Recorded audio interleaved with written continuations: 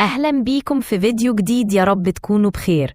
النهاردة معانا محتوى مميز كالعادة، خليكم معايا للآخر علشان تستمتعوا وتستفيدوا. لكن لو أول مرة تشوفنا ما تنسوش تشتركوا في القناة وتفعلوا زر الجرس علشان يوصلكوا كل جديد أول بأول. أهلاً ومرحباً. النهاردة هنغوص في تحليل مشاركة النادي الأهلي المنتظرة في كأس العالم للأندية 2025. الشكل الجديد كلياً ده. أهلا بيكي، وموضوع مهم فعلا.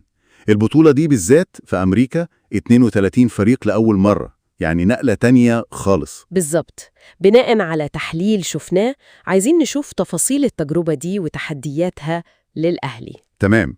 هي البطولة نفسها حدث استثنائي من نص يونيو لنص يوليو 2025، والنظام زي ما قلتي 8 مجموعات، كل مجموعة 4 يطلع الأول والثاني، ده لوحده جديد. والأهلي طبعاً بتاريخه الكبير مشارك، دي 10 مرة صح؟ 10 مرة، وده رقم قياسي أفريقي وعربي طبعا، وحقق البرونزية 3 مرات قبل كده. معاه كمان من أفريقيا فرق قوية، يعني صن داونز، الترجي، الوداد. يعني القارة ممثلة بقوة. بس خلينا في الأهلي ومجموعته، وقع في مجموعة يعني نقدر نقول نارية وبقوة. خلينا نبدأ بالمباراة الأولى ضد إنتر ميامي الأمريكي، فجر 15 يونيو الساعة 4 الصبح بتوقيت القاهرة في ميامي. البداية دي لوحدها قصة، مش بس عشان ميسي وفريق البلد المستضيف، لا. إيه الصعب فيها كمان؟ دي أول مباراة في الشكل الجديد للبطولة، وضد فريق أمريكي على أرضه ووسط جمهوره. الضغط الإعلامي والجماهيري هيكون يعني ضخم من أول دقيقة. وكمان توقيت الفجر ده. بالظبط، ده تحدي بدني وذهني تاني خالص. لازم تأقلم سريع مع فرق التوقيت ولعب في وقت الجسم مش متعود عليه. ده اختبار حقيقي لقدرة الأهلي على التعامل مع الأجواء الجديدة والضغوط العالية دي كلها. طيب، من ميامي لنيويورك المباراة التانية، بالميراس البرازيلي يوم 19 يونيو 8 بالليل بتوقيت القاهرة. بالميراس. فريق الأهلي قابله قبل كده وعرفه، بس المرة دي في عامل السفر ده. هو ده اللي بيغير الحسابات، السفر بين ميامي ونيويورك؟ أكيد بيغير.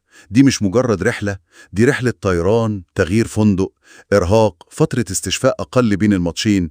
ده مختلف تماماً عن البطولات اللي فاتت اللي كانت غالباً في مدينة واحدة. يعني غير صعوبة بالميراس كفريق برازيلي قوي ومنظم. بالظبط، غير الصعوبة التكتيكية المعتادة ضدهم، في كمان إدارة الإرهاق البدني والذهني ده بتاع السفر. ده ممكن يأثر على اختيارات المدرب، على التشكيلة، على الأداء نفسه. مفهوم. ونيجي للمباراة الثالثة والأخيرة في المجموعة، برضو في نيويورك بس ضد بورتو البرتغالي، فجر 24 يونيو 5 الصبح. وهنا بقى تحدي من نوع تاني خالص. بورتو ده مدرسة أوروبية قوية، منضبطة تكتيكياً، خبرة كبيرة. والمباراة دي ممكن تكون حاسمة للتأهل، وكمان بتتلعب الفجر للمرة التانية. بالظبط كده، يعني تراكم للصعوبات. المباراة الثالثة في وقت قليل بعد سفر، وللمرة التانية الفجر. ده حمل بدني وذهني ضخم جدا على اللعيبة، إنهم يحافظوا على التركيز والأداء العالي. يعني مش بس قوة المنافسين كل واحد لوحده، لا، الموضوع بقى مركب. تنوع المدارس الكروية دي، ضغط الماتشات ورا بعض، السفر، التوقيتات الصعبة. خبرة الأهلي مهمة أكيد، بس هتتحط في اختبار يعني غير مسبوق. إذن الصورة كده واضحة، مجموعة صعبة جدا، منافسين من قارات مختلفة، تحديات لوجستية وبدنية جديدة تماما. مجرد التأهل من المجموعة دي شكله إنجاز كبير فعلا.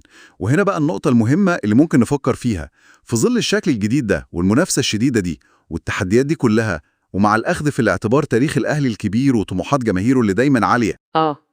يعني السؤال اللي بيطرح نفسه بالظبط، إيه هو المقياس الحقيقي للنجاح للأهلي في مونديال 2025 ده؟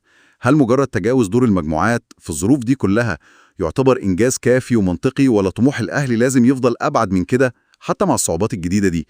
ده سؤال بصراحة يعني محتاج وقفة وتفكير.